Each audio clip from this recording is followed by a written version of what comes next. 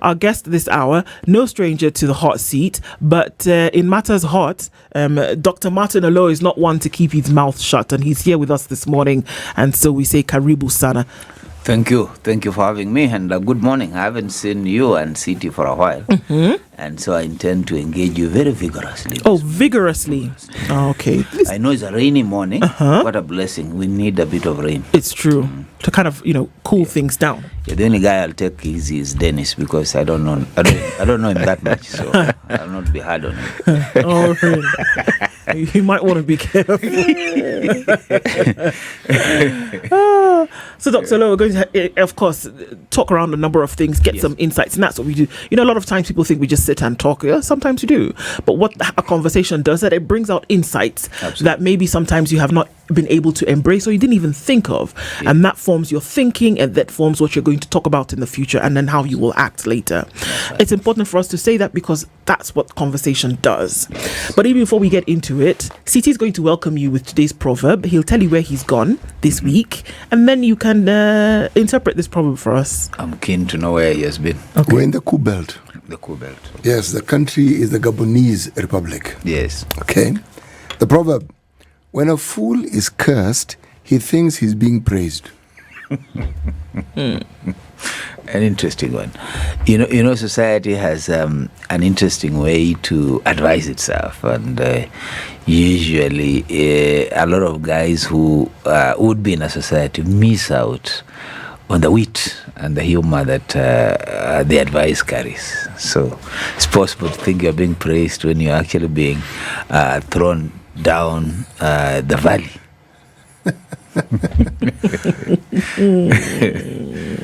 Okay. We even said earlier on that the opposite is also true. Someone can be praised and he thinks he's being cursed. Exactly. Exactly. It depends on where they're sitting. Yes. But most often, because of the nature of that proverb, is that it is likely that when you don't get it, you can't hear it. Very true. Right. And so those are insights to look into, definitely. Thanks for sharing that with us this morning. So, of course, things happened on Friday. Before that, there were rumors, there was murmuring, there was chatter about political circles that it was possible that President William Ruto and Raila Odinga would enter into a pact. But what we saw then after was that, it was not far from the truth. But the two parties essentially came together, not to fold into one party, but to agree on a modus operandi for moving forward. And there are certain things that were said, and there are certain things that were then, agreed upon. Both Secretary Generals of both parties, in the persons of Edwin Sifuna and Omar Hassan, came out and said, this is what we want to do. It was interesting because top of that was, the current political temperature would then have been cooled down by this memorandum of understanding that the two parties would. They would foster things like development. They would ensure that the rule of law was adhered to. They would ensure that, people had the freedom of speech and people had the freedom of representation. It went across the board. And we came out at the end of it, whereby they then addressed crowds and got into the weekend as though now with this pact, Kenya's problems essentially have been solved. And that starts off our first question this morning, is that with this Raila Ruto, or rather ODM UDA pact that we saw on Friday, have we now finally seen the panacea to Kenya's problems? Not exactly. And let's do it a little bit earlier than this. ODM had a pact with other parties in Azimio. To date, ODM has not renounced those pacts, neither has it withdrawn from those pacts. So how does ODM, with a pre-elections coalition with other parties, jump from that coalition to this other agreement without reneging or without recalling or without calling it out off, especially with the other party? So there is a lie. UDA has other pacts, both pre and post elections. Where were those parties in this conversation? So that is it now the case that UDA has also abandoned its pre pre-election coalitions? And is it now that ODM has also abandoned these pre-election coalitions? And are they forming a new coalition? Therein is the legal problem, that both parties are living a lie. They are not withdrawing from their current coalitions, but they are purporting to enter into other relationships. Would I need to withdraw from one agreement that I had with a different entity, even if I was part of that entity? Would I need to collapse that in order to enter into another agreement with another separate party? Absolutely. Legally, from a legal point of view? Yes. A pact is a pact. A contract is a contract. An agreement is an agreement. A marriage is a marriage. You cannot go into another marriage when you have not dissolved the previous marriage. Oh, you can, but it would be against the law. Yeah, absolutely. So in legally speaking, you can't. Yeah. So here, what we are saying is that the political hygiene that we're encouraging is the problem. That people can breach the law, people can act extra legally and still want to make justification. So what I would say is that first, let us clean house. Let ODM go and clean house with Azimio, UDA clean house with the other political parties. And yes, form another agreement. Nobody's saying you can't form. He's saying do it, but do it legally and make sure that we are having a political hygiene and a legal hygiene as well. So my issue would be that you do not solve a problem by creating other problems. You do not run away from a legal responsibility by entering another legal relationship. So basically what we want to do is call them out to be able to speak to the issue. Is ODM in Azimio or out of Azimio? Well, according to Eugene Wamalwa, this pact with Raila and Ruto over Friday was essentially the final nail in the coffin for Azimio. Impliedly. But legally, the documents that they submitted to the Register of Political Parties remain so. So what one would be urging is that please do the correct thing. So that when you go to the National Assembly, for example, do not expect other political party members of Azimio to come along with the ODM, because ODM hasn't gone along with them to this MOU or this agreement, whatever you call it. So that you know that the ANC that folded into UDA had no representation at that meeting. And on Ford Kenya, that is a member, was not there. So the questions then are, were they happy? Were they aware? Or were they just busy, as they have explained, in or doing other national duties? Therein is the political question. Yeah. Martin.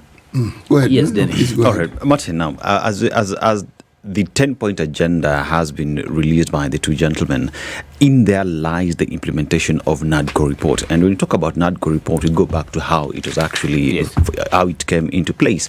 Now, you find the likes of Eugene Wamalwa and Jeremiah Kioni were part of NADCO report that came up with that report that ought to have been implemented. And in that report, then there is office of the opposition. We have the office of the Prime Minister that needs to be implemented. Now, as we talk about the implementation of these, as you look into the law, how will these work? Because already there are recommendations on how NADCO report would be implemented. Did we need another pact from ODM and UDA for it to be implemented? Precisely, that's where the problem is. The NADCO pact was negotiated between UDA and Azimio. The representation in Azimio was across parties. In fact, you've not mentioned Kalonzo Musyoka, the Wiper party leader, who actually led the Azimio pact on that. Eugene on behalf of DAP and others. So basically what you're saying is that the NADCO report was a multi-sectoral or multi-party kind of an arrangement. So how can it be that the two parties, ODM and UDA, want to purport to implement it? Now, that should create a problem. The second issue is, what is in this NADCO report and how legally binding or how constitutional are some of the recommendations? Indeed, you've mentioned some things like offices of the leader of opposition. This is now why I say we do not seem to understand the architecture of our constitution. Our constitution does not anticipate a leader of opposition, and you cannot then create that office and insert it into the constitution unless you change the architecture of the constitution. So I don't think that our intention was to create a leader of opposition. Indeed, there is majority and minority. In other words, all of us are in government, only that there are majority guys and minority guys. We know that Parliament or the National Assembly is part of government in the sense that it is the other arm of government. There's the judiciary, there's the national executive, and the legislature. So we know. So if you say you are creating the leader of opposition inside a legislature that is part of the executive or part of the government, so to speak, what are you talking about? The design of our constitution does not anticipate a leader of opposition. And so NADCO's position on this is one that can be called to question. Yeah. So whatever you want to implement in NADCO, there are a lot of things there that cannot fit into the constitutional architecture. Yes, you'll make amendments of the law. You will try to make the amendments of the constitution. But unless you look at the constitution in totality, you are going to get piecemeal amendments which will not conform to the architecture of the constitution. Right. Let me ask this question, Dr. Ari. Yes. The agreements that this coalition, the coalitions that the parties got into before the elections are a requirement of the Kenyan Political Parties Act. Yes. It's required. Yes. Registered with the Register of Political Parties. Now, when we look at what was signed on Friday, it was an MOU. If you have a coalition agreement with certain political parties, does that then ensure that or guarantee or preclude you from having an MOU with somebody else? Now, this is now a terminology issue.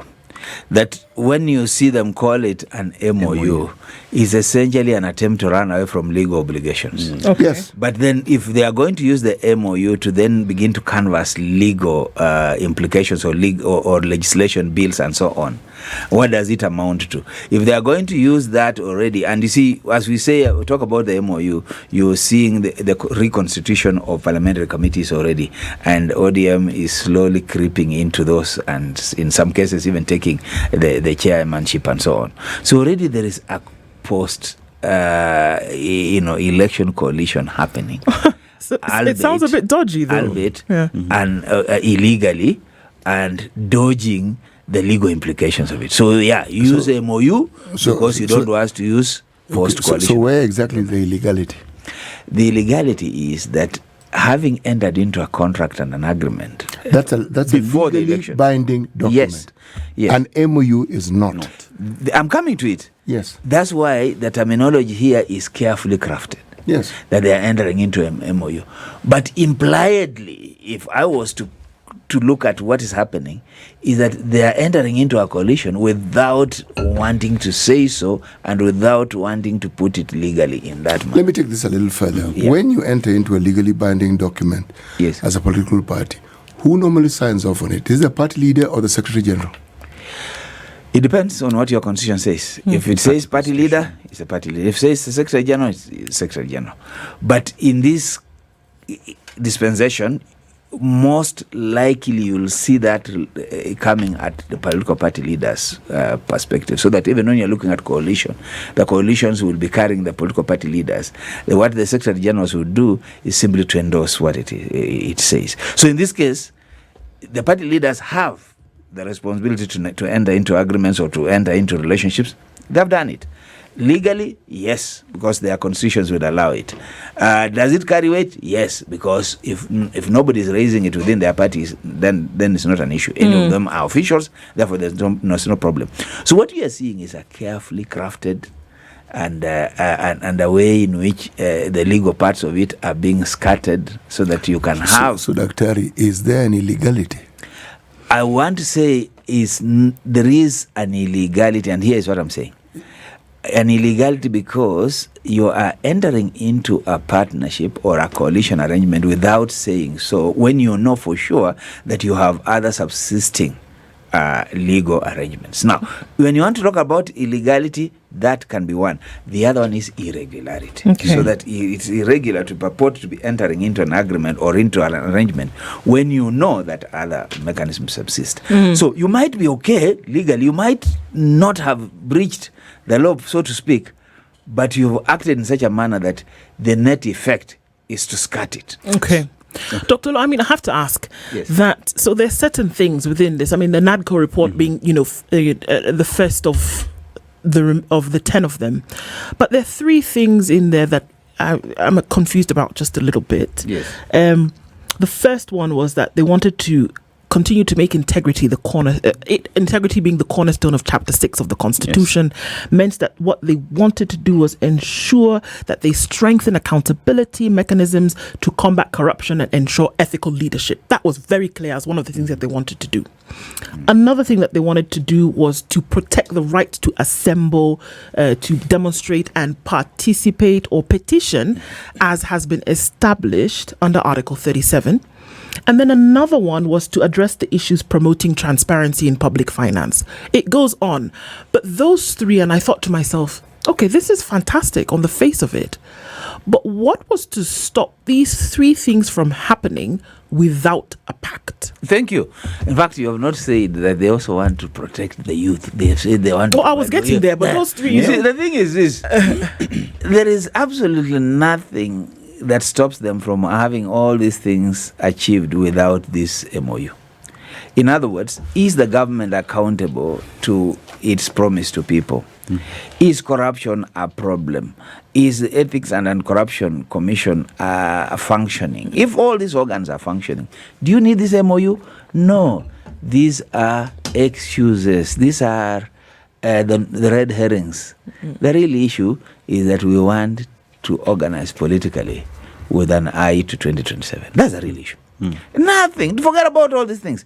And the other issues are to answer to critics. For example, the issue of corruption, there's a runaway corruption in this country. So when Baba goes there, he must say that I'm going there to stem corruption. What stops you from stemming it from where you are?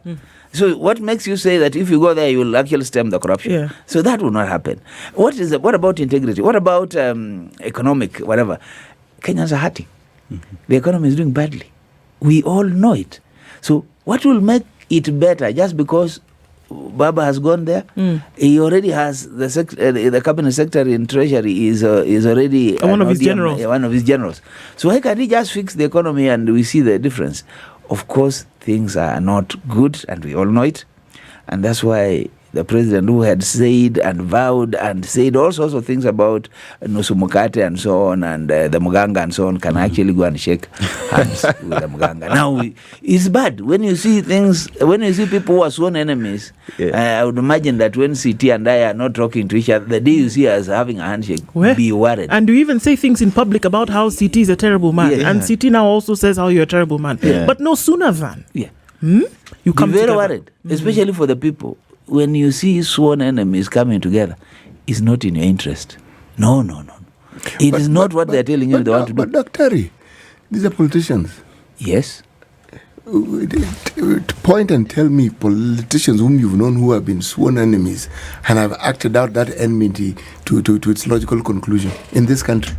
Precisely, it's CT. That's why I'm telling you that these are politicians. But they are politicians who have followers behind them on the basis of promises and on basis of programs they have talked about. So one is talking about the hustler, the other one is talking about Azimio and the bandwagon of integrity. Canaan, taking us to Canaan. So Canaan and hustler movements meeting together cannot be about the followers. It can only be about the interests of the politicians. Actually, it is about the followers.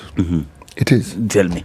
You see, if the followers do not allow their chosen or their preferred leaders to speak on their behalf, they will not. It is because the followers, typifying our political processes, have endorsed the leaders who they have chosen and have, in so doing, endorsed the things that the leaders do on their behalf. I wish I hope you saw that TV yesterday in Kasarani and in Kisii. The followers are angry. The followers are speaking. Now, you see, it is precisely because of that that I've made the statement. Prior to what you have alluded to point it out, have we seen such a thing? Yes. We saw it with the sitting president. Okay?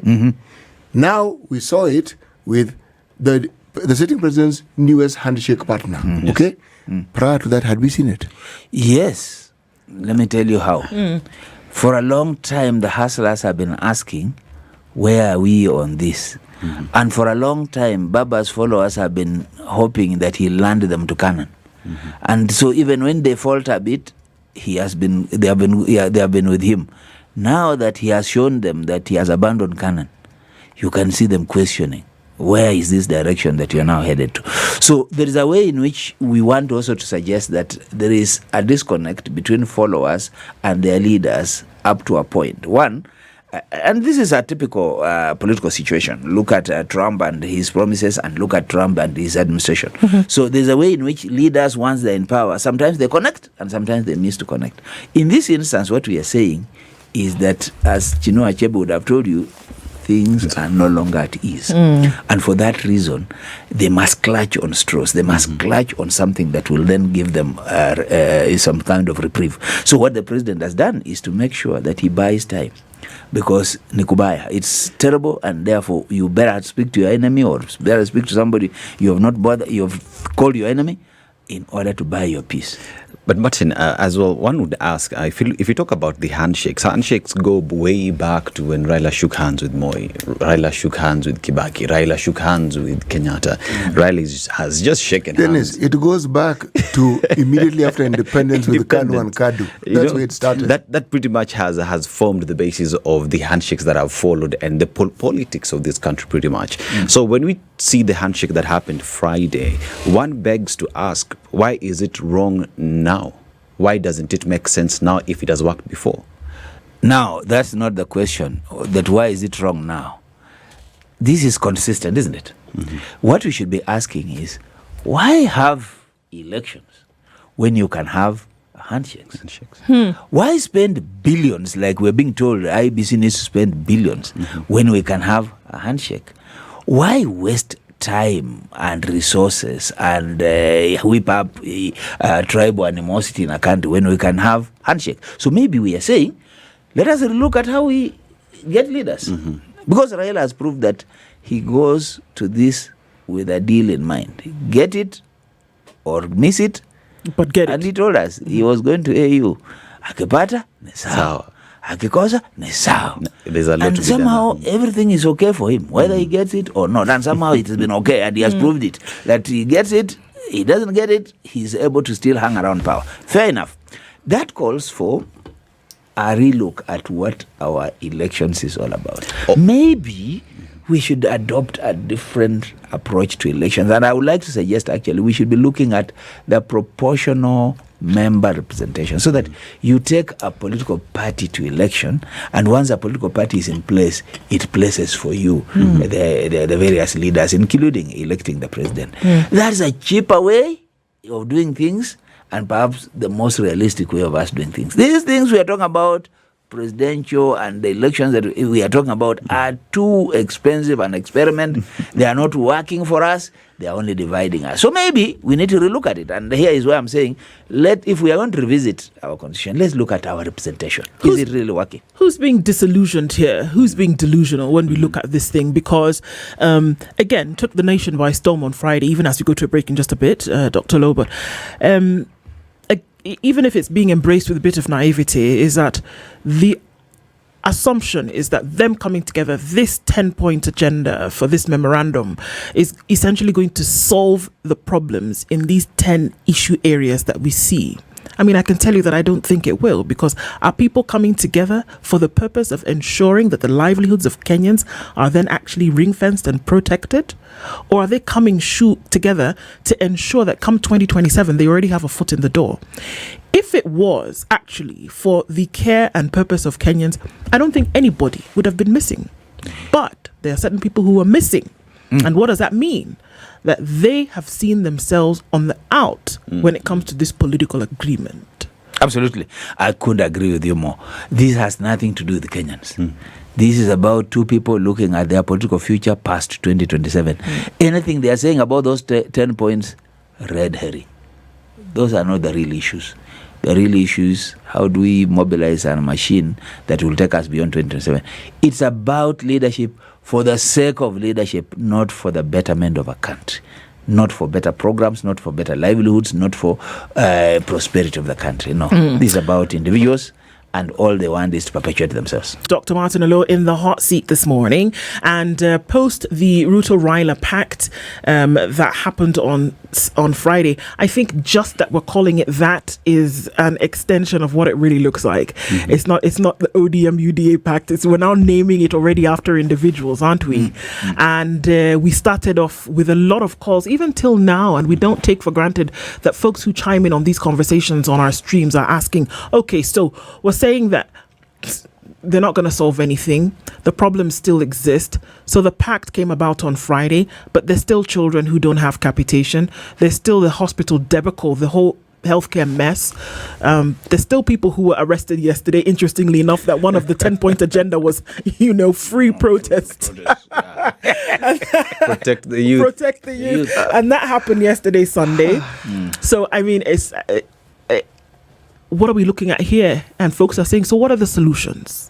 I think Kenyans should not give up. The responsibility to run this country still belongs to Kenyans, and it belongs to us as voters, it belongs to us as media, it belongs to us as members of the legal profession. All of us have a responsibility to propagate the rule of law, to propagate, matters that will help us improve governance and so on. So these two people, Raila and Ruto, are not going to define what our collective spirit is. They have their own interests, and we must continue to say that their interests do not necessarily coincide with the Kenyans' interests.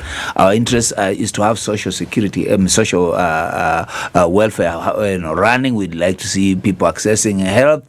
But we have seen health sector has been privatized. SHA is in private hands. We would like to see every government program really working out to improve shelter.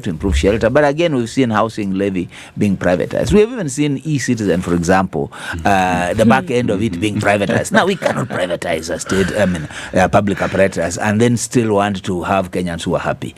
Kenyans elect governments, or governments exist to make the lives of Kenyans better, the lives of its people better, and so Kenyans are looking for governments that work for them. People want their children in the universities. People want their children in schools. Today, even secondary schools will tell you they cannot keep students in schools. It cannot be that bad. So issues are there. We are flooding the market with wheat from imports. Our farmers haven't sold their wheat, haven't had their return. And we do that to maize. We give them stones for fertilizer and so on. No, it cannot be that callous. I think Kenyans deserve better. Yeah. The calls for the longest time, and we've seen at least since the 25th of June 2024, has been that Ruto must go. That's what we've heard. And initially, I'm speaking as an individual, when I heard it the first time, I was like, okay, that's great. If somebody's not doing their job, then they should get out. But I think I've said this morning, I think that is an easy escape. I don't think that he should go. I don't think that they should. I think that you've been given responsibility by virtue of the vote. And that Kenyans have said, this is what we ask that you do. Constitutionally, this is what you're bound to do. Going, just because voices have been raised, is an easy escape.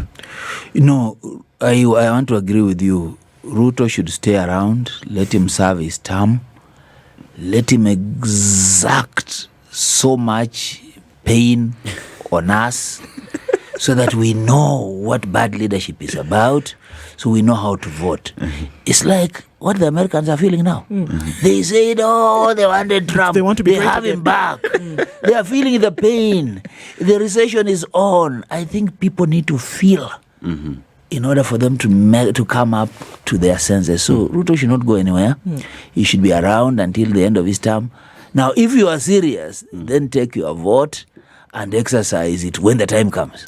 Let's forget about. Of course, we need to protest. We need to do whatever, but he must stay around up to 2027 so that we feel the pain and we feel the effect of making wrong decisions at the ballot.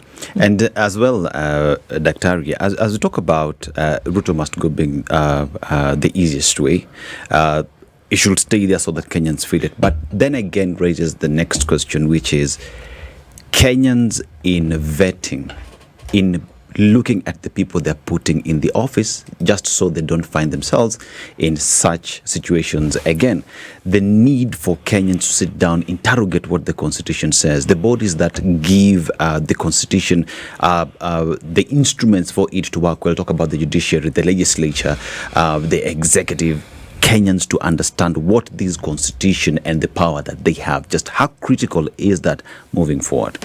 I think that's one thing that we miss to see. The power to bring leaders, the power to change leaders, the power to make things work in this country is with us as voters, as citizens. How do we exercise it? How do we let it off? We let it off by dropping our guard. And when it comes to election time, we get into a frenzy and we accept any promise. And unfortunately, we haven't talked about it, we also accept money. Yes. And that's why this 20 million and the 100 that has been promised is a reason why the youth have said they will invade that church. It's money that's messing out our politics. It's money that is also sometimes making us miss the point. But one thing that I can tell you is people have also seen beyond the money. I think the young people, the Gen Zs, have taught us that they are aware, they have read, they are, the other day when they were looking at the finance bill, they had read it, right. They translated it into various languages, and they were able to communicate. So there's a level of awareness now that we can go to sleep knowing that tomorrow will be different, because people are increasingly becoming aware and demanding the better of their leaders. But we can't run away from the fact that there's a lot of folks who felt as though this is formulaic in nature, that the pact would come about by the two parties, and that instantly, I mean, it's really simple. You put 2 + 2, you get 4. You have 2 dots, you add 2 dots, you get 4. And I'm not just saying this, but there were actual Kenyans, human beings, who opened their mouths on Friday because, of course, as is usually the case, you do a span of the nation, and you find out what people have to say. And I bless her heart, I felt so bad that this woman, she said, now that Raila has joined Ruto, we will now be able to go to hospital, right? And I will present my SHA whatever, and now I can be treated.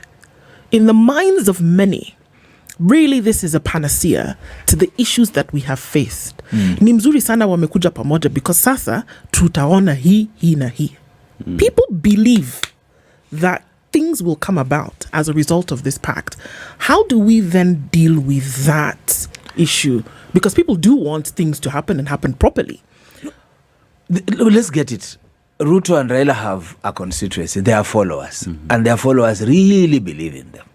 The only problem is that they are so let down so often that I don't know how long their optimism will last. It's true. Somebody must feel that actually this coming together will bring some difference. And that's okay.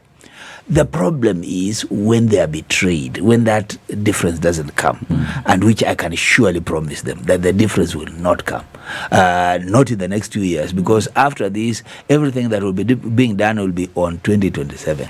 It's so shameful that we can have 5 years, do nothing with it, and start asking for another 5 years to do nothing with it. So basically what you're saying is that are people's lives going to improve because Raila and Ruto are coming together? I doubt.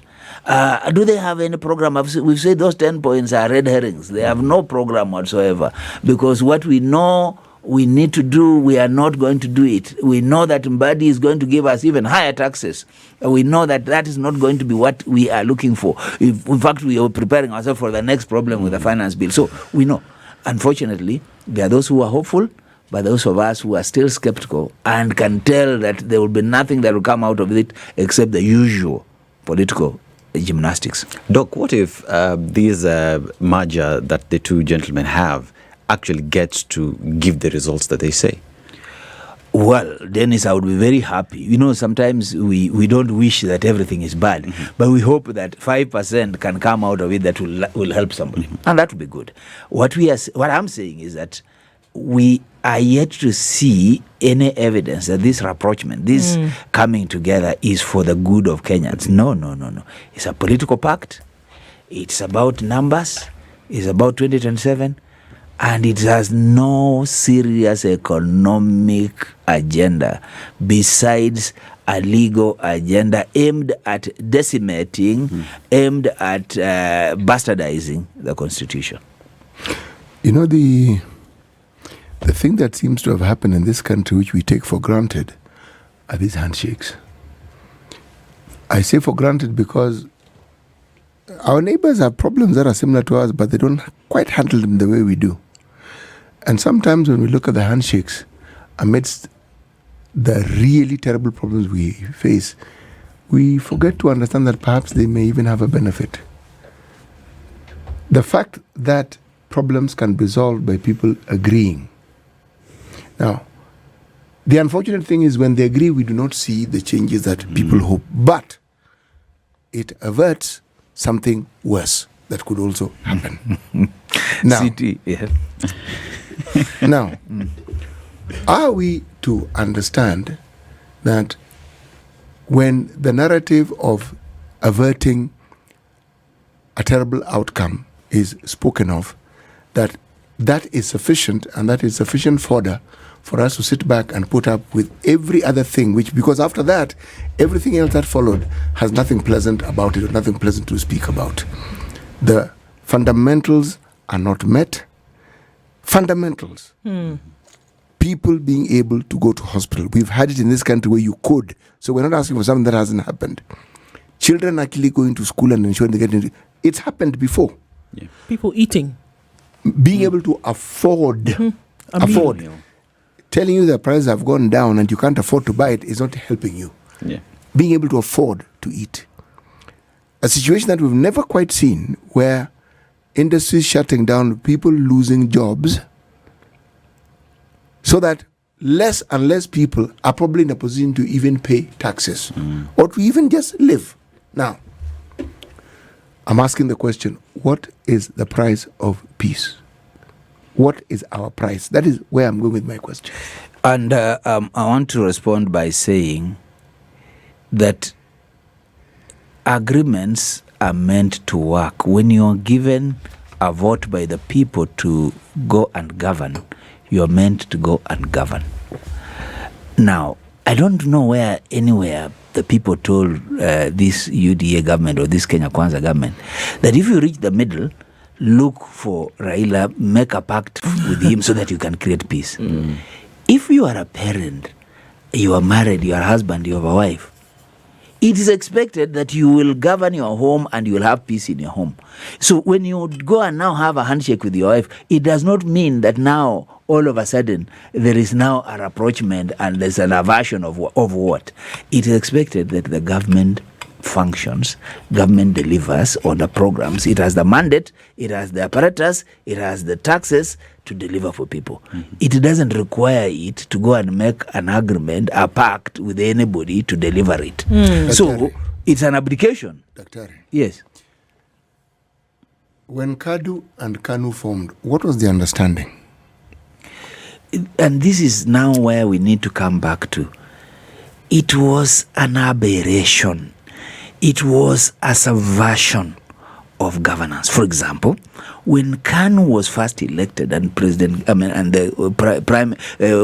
Kenyatta was Prime Minister, his first interest was to abrogate that constitution so that he could be a president. And his next thing was to abolish the KADU so that he could be an imperial president. And this is our problem, that we sneak in our chieftaincy into governance as if you should be the last man standing when you are a president. Now, if you go that route, it is these bits of handshakes that took us down the road, made us change so many of the parts of the constitution, and led us to the fight for the second liberation, gave us this constitution, which is in many respects a tougher constitution and perhaps a more disliked constitution. If you asked any of these people, including Baba himself, and of course Ruto, we know he opposed the constitution, but if you ask all these people, this constitution is too hard for them. Why? It makes life a little bit difficult for them to manipulate and for them to swing us around. So yes, this handshake thing does not necessarily go to the root of governance. It simply subverts. Can we stick on the handshake just for a little bit? I'm going to bounce this off of a comment that Dave Luter has made here, because quite some robust activity going on our socials this morning. But the question is, in the last 4 administrations, of course 2 of them being held by the same gentleman, Mr. Uhuru Kenyatta, President Uhuru Kenyatta, that there have been handshakes. There was a handshake with Kibaki. There was a handshake in Uhuru 1, more or less. There was a handshake in Uhuru 2. Now we're seeing another handshake. And they were all essentially to quell a number of things, whether we want to look at them, most notorious being 2007, that was brokered by Kofi Annan. And then after that, and Benjamin Kappa. But then after that, we saw that it happened over and over again. And there were certain things happening in country at the time that the handshake, or the pact, as it were, was to be seen to then quell or to sort out and allow the country to move forward. The question is, in all 4 occurrences, or let's take 3 because this is the 4th one, in the 3 previous ones, did the pacts or did the handshakes essentially achieve what they were designed to or believed to in the beginning? Let's look at 2007. The reason why there was a necessity for a coalition agreement, thanks to the late Kofi Annan and others, was the perception, and perhaps correctly so, that the 2007 results had been rigged in favor of Mwai Kibaki. So the level of volatility was so high, and the necessity to have a middle ground was necessary. And perhaps the national dialogue that came out of that process allowed us to come to a point where we got the 2010 constitution. Yes, there's a result. Yes. And yes, there was a circumstance. Okay. Beyond that, after 2018, was there any other reason? Maybe what I want to say is that are our elections free and fair? Do we have interferences around elections that makes it impossible for anybody who then purports to win actually govern a country? If that's the problem, let's fix it. Let's go and tell ourselves that it's our stealing of elections that's our problem. But that isn't the problem. What you've just described is a symptom. The elections that we speak of, that is in the limelight, and the one everybody thinks about is the national elections. The very problems we talk about with regard to the national elections, we see in party elections. Yes. The very problem we see in any other political machinations that we see, because the complaints are the same. So, we are a people who are given to fraudulent ways. So, all we do is practice it at every level until we get to the very highest level. So, who is the person who's going to cast the first stone when it comes to this? Because the political class, by their very existence, seem determined that everything that we are taught and know to be wrong, they spend 5 years of that electoral cycle convincing us that this wrong is actually right. That's what they seem to try to convince us. And if it isn't working, because they have the might, something within the constitution will be tinkered with to give it the sort of feel that it isn't too harmful to them. But we put up with it. I'm going back to what I asked earlier on. You see, the problem is clear. We are unwilling to understand that the very thing you've been saying since you came here, many of these things are not for our benefit or for our interest. We have refused to accept it, even when it is staring at you in the face. And so long as we refuse to accept it, then those who perpetrate these ills on our behalf will continue to do so. And I want to agree with you, CT, particularly when you said that we do not have a culture of integrity around elections.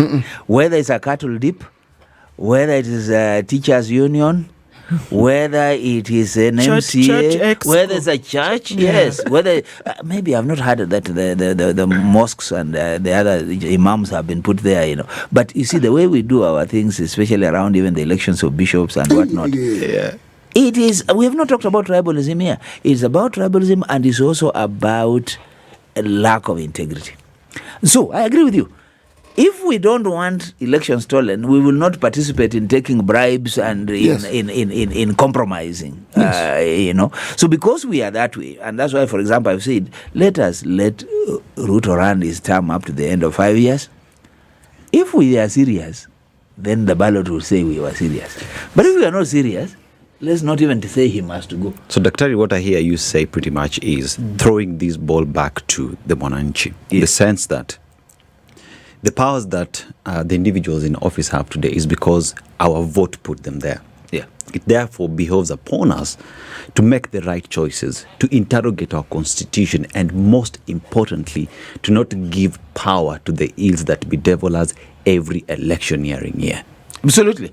We have not said what some of the NADCO thing wants to. NADCO wants to constitutionalize the CDF fund. It wants to institutionalize the something for senators. It wants to constitutionalize something for women representatives. And MCs.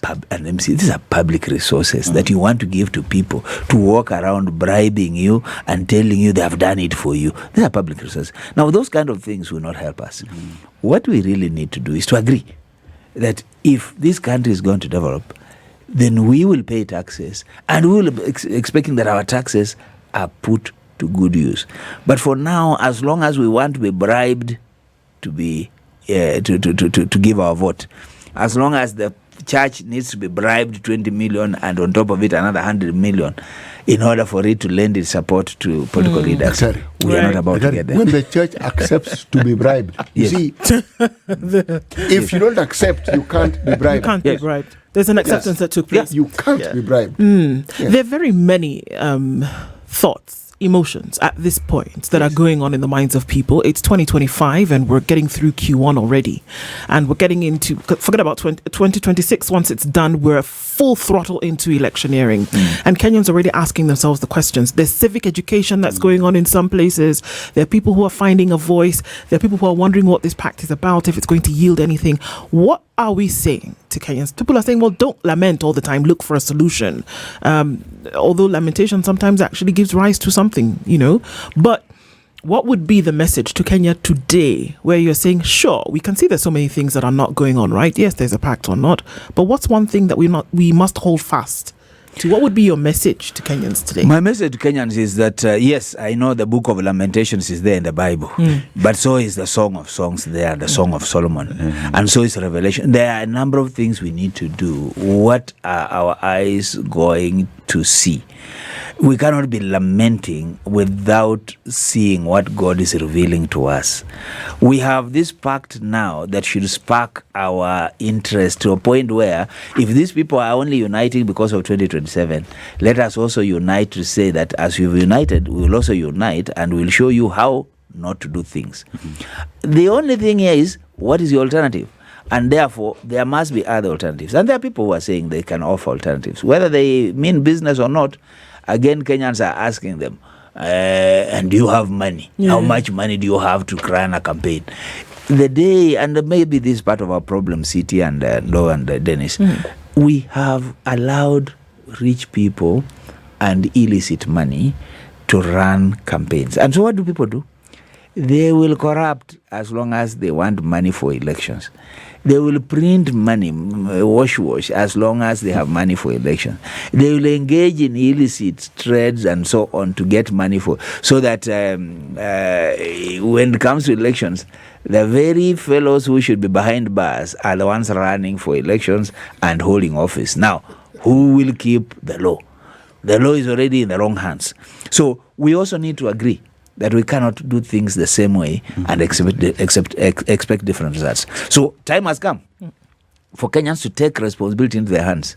I can tell you that unless you become wiser and unless you see your interests, do not expect that I, or indeed CT here, will come and tell you that he means so well for you that you can go to sleep as he works for you. Forget it. Not going to happen. I also have my interests. CT has his interests. What about you as a Kenyan, as a citizen? What are your interests? How are you going to protect those interests? How are you going to ensure that you get the people who can deliver on your interests? Those are the questions to go away thinking about this Monday morning, and a good conversation for us to have started the day and the week indeed off with. Lawyer and political analyst Dr. Martin Oloo has been our guest this hour. Thank you for gracing the hot seat. This is the Situation Room, the only way to start your day.